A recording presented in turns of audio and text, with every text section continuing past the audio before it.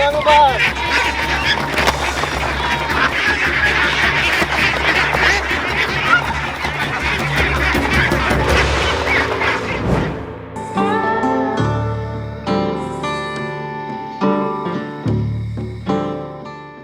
Hi guys, it's a beautiful day once again and welcome back to Dexter's World channel.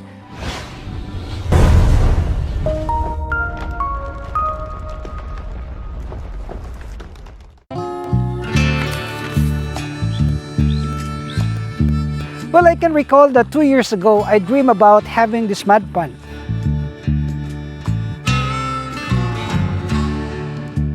Because I've been into breeding of this Japanese koi, this goldfish and other types of fish, and I really desire to have a grow out tank. And I have already settled the issue between growing the fish in the concrete tank and growing the fish in the mud pond. Well, growing the fish in the mud pond is really much better than in the concrete tank. That is why I really dream of having this kind of pond.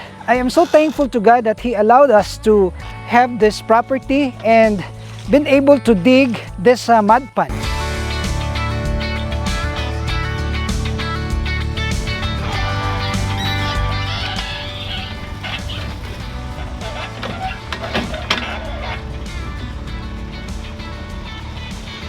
Actually, this is our 7th harvest, and this is very meaningful because our harvest had been so good. Today, let me show you how we're gonna harvest this one. And I'm quite worried about this because few weeks ago, we experienced a typhoon.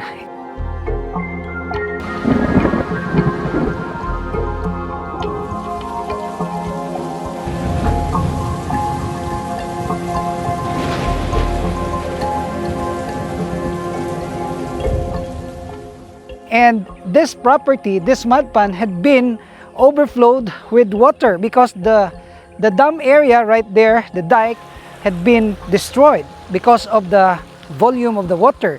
And I am in big doubt if we can harvest plenty of this fish. Well, in this tank, I released 1,500 heads of this Japanese koi, and they are the hyphen kois actually.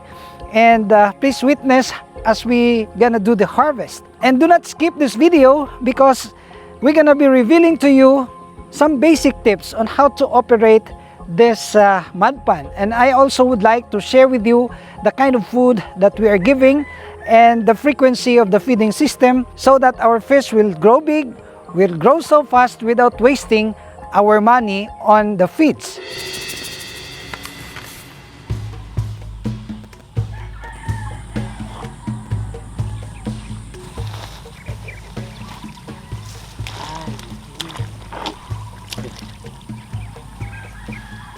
Tubig balik.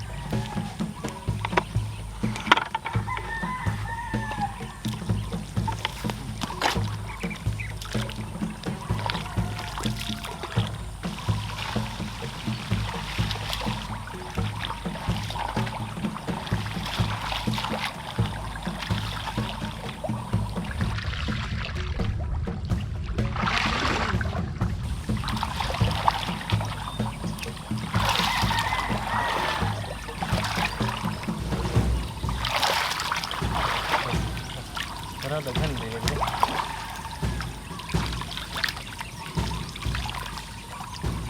Biasa.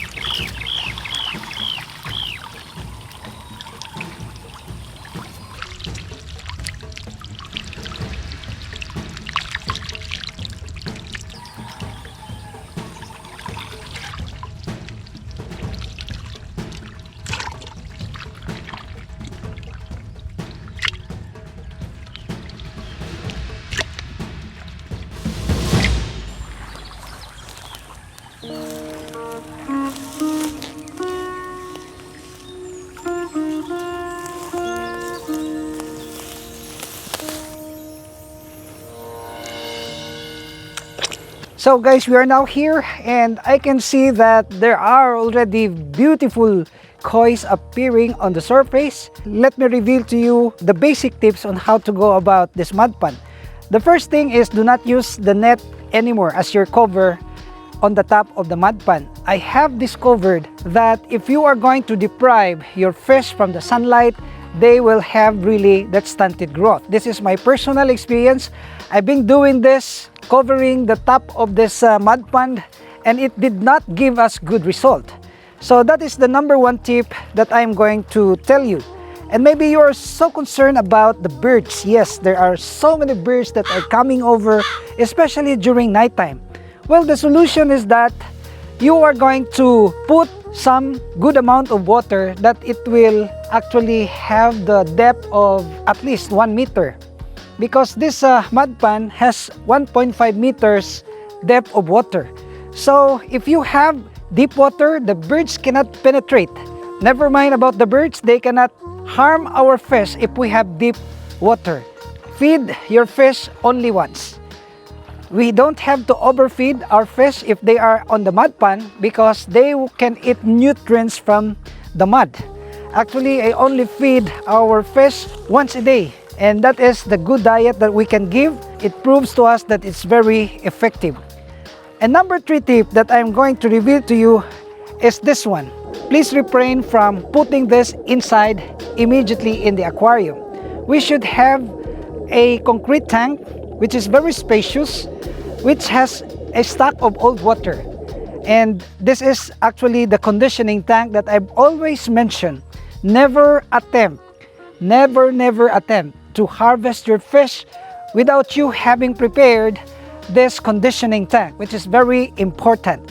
And you have seen our conditioning tank right there, and I'm sharing this with you in order for us to preserve the lives of our tropical fish. Because in this business, the lives of our tropical fish is really very important. We cannot sell dead koi, we cannot sell dead goldfish, because this is not for consumption purposes.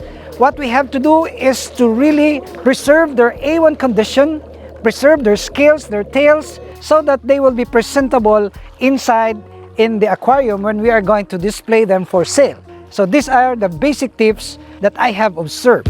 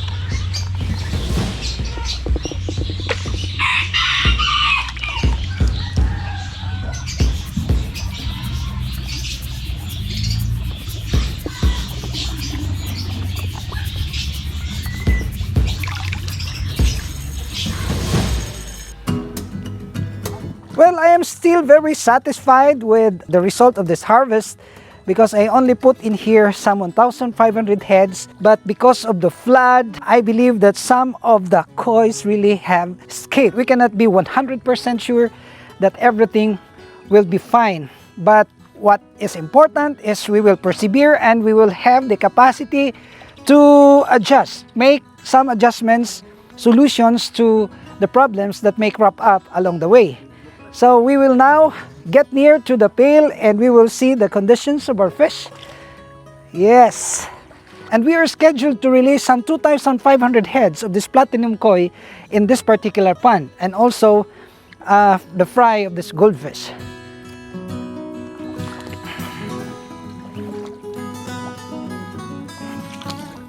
So aside from the koi that we can harvest, we can also harvest massive of this apple snails, this kohol. as we commonly call this. And you will see that this gonna be fed to our ducks. This is a good source of protein also for our ducks. And this is the life in the farm. You can really outsource some food if you're just very industrious and keen enough to discover available food source in the vicinity of your farm. So you will see that we have there plenty of kois already. By the way, I decided to harvest this one because I want to check if there are still remnants of the flood. And this size is good actually, because in the market what is very saleable are the kois which has the size of this 3 to 4 inches or even less than that. Maybe 2 inches, very saleable, easy to dispose. So now, since they're already overcrowded, you will see that there are plenty of them right here. Then it's fitting but proper to immediately put them in the conditioning tank. Wow, exercise. Yes, oops. Whew. Okay, let's go.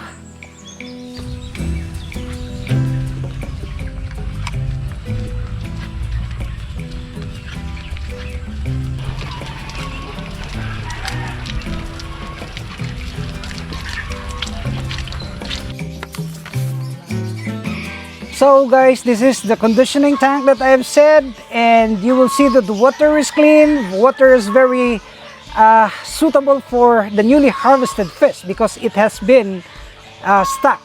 So now you will see that we have here some hundreds of this beautifully colored Japanese koi. Wow, see, plenty. There are also some catfish. Wow, see. Wow, thank you Lord for this good harvest. I thought we cannot anymore harvest this much because of the flood. And another tip that I'm going to reveal to you is that refrain from mixing your water in your conditioning tank from the water that came out from the mud pan, like this one. So we will not use this one. Of course we will throw this, because this will contaminate the water. This will make this water dirty. And you will see also that we have this very powerful air pump. Of course, you are going to disturb your Japanese koi, and they will be stressed, they will be gasping for air, and we will provide them with powerful aerator. And the aeration is good. You will see our machine over there. This machine is really intended for the newly harvested fish. And you know that our business is operating this pet stores. We sell some pets and fish, and if you were in my shoes, you will really be tempted to directly put this in the aquarium, as what I have said earlier. That's really not good. So we will wait for another 7 days the most for us to condition our fish. And another tip that I can give you is never feed your fish when they are just newly harvested. You will wait for some 24 hours before you're gonna feed them, because they cannot digest the food because they're so stressed. But it's a case-to-case basis, because if you have observed the fish that they already have recovered, well, you can give a very small amount of food. So this is actually the basic, because if you will overfeed them immediately right after the harvest, then it's my experience that they will really experience indigestions and they will die.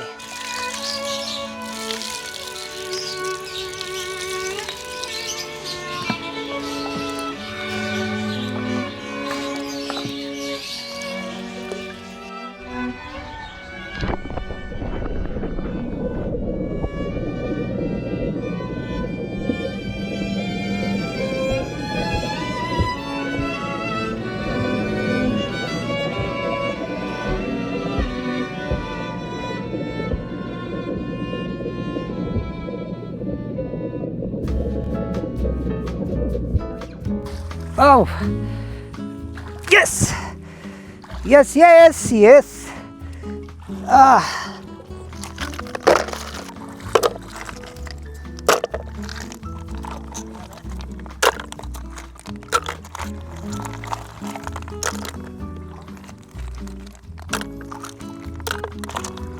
And every time we do the harvest, our ducks would really be benefited because we have lots of the snails, and these are also a very good source of proteins for our ducks. And you will see that I have here a pail full of this apple snail, and we're gonna feed this to our ducks. We will crush this one and they will enjoy eating this very delicious snails.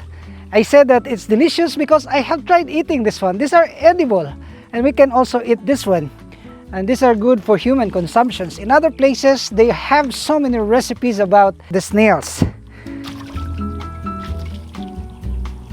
You will see Toto is right there. I'm just also very thankful to our staff who've been so religious in helping us making our dreams come true. And I'm so glad for the lives of these people helping us.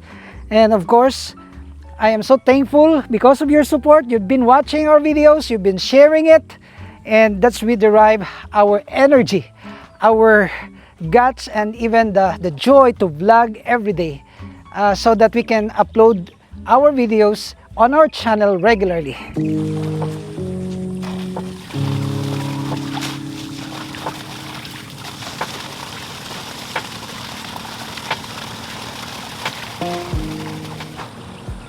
Another tip that we can share with you is the use of this powerful submersible pump.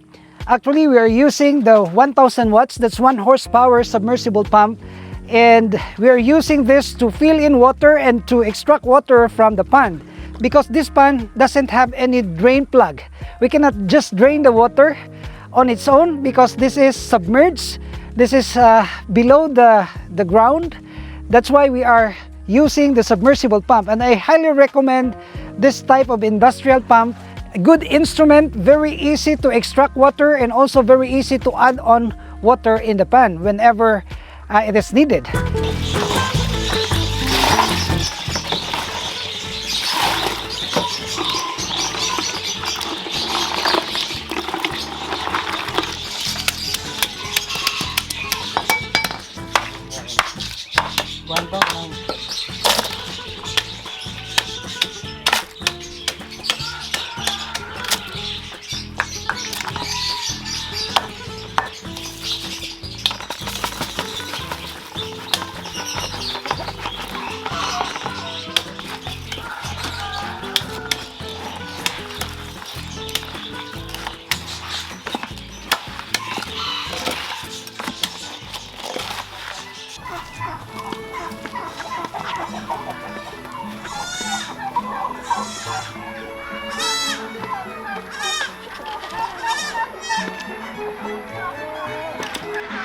Kaon.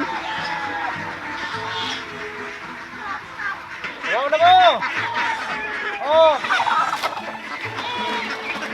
Ayaw mo ba? Oh, di mag-ilog.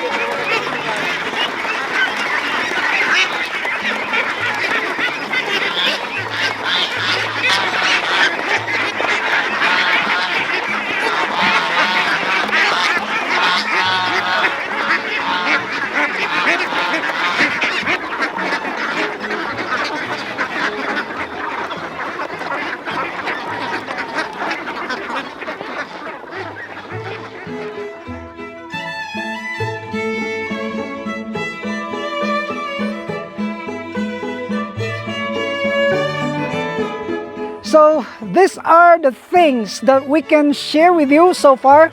I hope you will continue to like and share our videos. And if you're not subscribed to this channel, may we humbly ask you to please subscribe and hit that notification bell, because we are uploading videos regularly. And if you will subscribe, you will be notified of our regular uploads only here at Dexter's World.